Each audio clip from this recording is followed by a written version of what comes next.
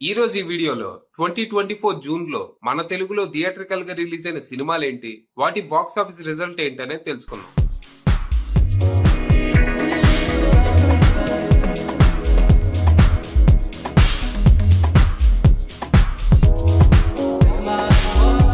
ఈ మంత్ లో కొత్త సినిమాలు, డబ్బింగ్ సినిమాలు, రీ రిలీజ్లు అన్ని కలుపుకొని 37 సినిమాలు రిలీజ్ అయ్యాయి.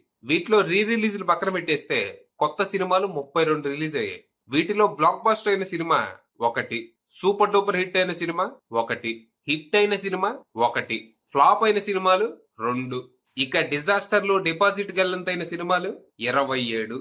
ముందుగా బ్లాక్ బాస్టర్ సినిమా విషయానికి వస్తే కల్కి 2898 AD.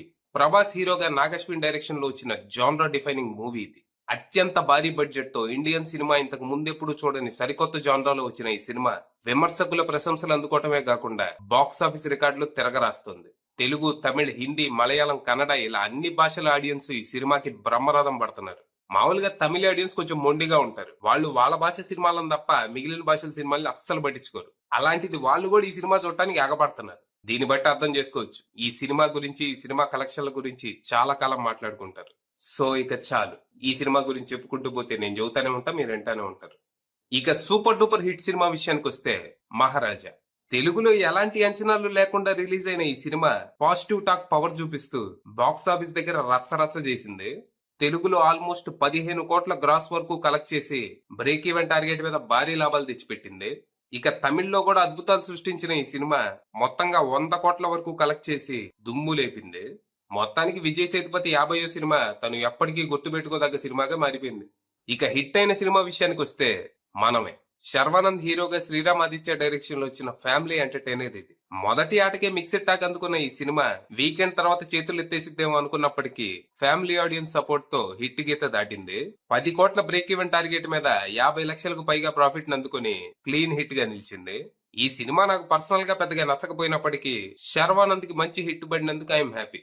ఇక ఫ్లాప్ అయిన సినిమాల విషయానికి వస్తే హరోం హర. డీసెంట్ ఎక్స్పెక్టేషన్స్ తో సుధీర్ బాబుకి మంచి కంబ్యాక్ అవుతుందేమో అనుకున్న ఈ సినిమా బాక్స్ ఆఫీస్ దగ్గర వీకెండ్ కే చేతులు ఎత్తేసింది. 6.5 కోట్ల బ్రేక్ ఈవెన్ టార్గెట్ తో బరిలో దిగిన ఈ సినిమా ఫైనల్ గా అందులో సగం వరకు మాత్రమే రికవర్ చేసి అట్టర్ ఫ్లాప్ గా మిగిలింది. ఎన్ని చేసినా, ఎంత కష్టపడినా మా వాడికి మాత్రం హిట్ రాదు. నెక్స్ట్ సత్యభామ. కాజల్ ఎంతో ఇష్టపడి, కష్టపడి భారీగా ప్రమోట్ చేసిన సినిమా ఇది. 2 కోట్ల బ్రేక్ ఈవెన్ టార్గెట్ తో బరిలో దిగిన ఈ సినిమా ఫైనల్ గా 1,20,00,000 వరకు రికవర్ చేసి ఫ్లాప్ గా మిగిలింది. సినిమా నాకైతే పర్లేదనిపించింది. ఫ్లాప్ అవ్వాల్సిన సినిమా అయితే కాదు, కనీసం అబవ్ యావరేజ్ అన్నా అవ్వాల్సింది. ఇక డిజాస్టర్లు, డిపాజిట్ గల్లంతైన సినిమాల విషయానికి వస్తే ఓఎంజీ, ఓ మంచి ghost, Chota Bheem, weapon, love Mouli, bad boys, Rakshana, gold number 1, Namo, ప్రేమించొద్దు, ఓసి, Tom and Jerry, Indrani, epic 1, ఏవం, Rajadhani rowdy, love mocktail 2, music shop Murthy, నీ దారే నీ కథ, ప్రభుత్వ జూనియర్ కళాశాల, హనీమూన్ ఎక్స్ప్రెస్, నింద, సీతా కళ్యాణ వైభోగమే, సింహధ్వని, ఇట్లు మీ సినిమా, అంతిమ తీర్పు, మరణం, పద్మవ్యూహంలో చక్రధారి, సందేహం. ఇక రీ రిలీజ్ల విషయానికి వస్తే తమ్ముడు. రీ రిలీజ్ల ట్రెండ్ మొదలయ్యాక రెండోసారి రిలీజ్ అయిన ఈ సినిమా 70 లక్షల వరకు కలెక్ట్ చేసి ఎక్సలెంట్ రెస్పాన్స్ అందుకుంది. నెక్స్ట్ తొలి ప్రేమ. ఇది కూడా రెండోసారి రీ రిలీజ్ అయినప్పటికీ ఫ్యాన్స్ తమ్ముడుని పట్టించుకున్నంతగా ఈ సినిమాని అయితే పట్టించుకోలేదు. నెక్స్ట్ భారతీయుడు.